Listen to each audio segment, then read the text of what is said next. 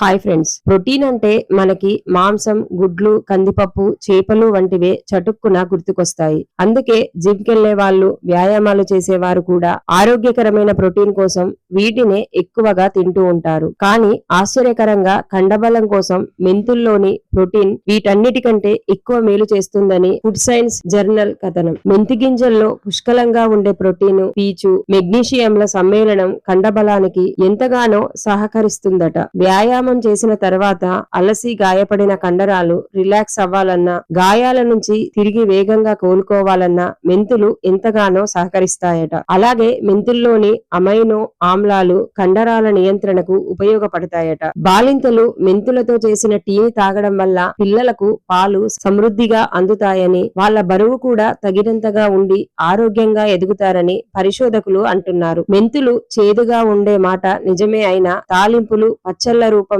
వీటిని చేర్చుకుంటే అనేక ప్రయోజనాలు పొందవచ్చన్నమాట.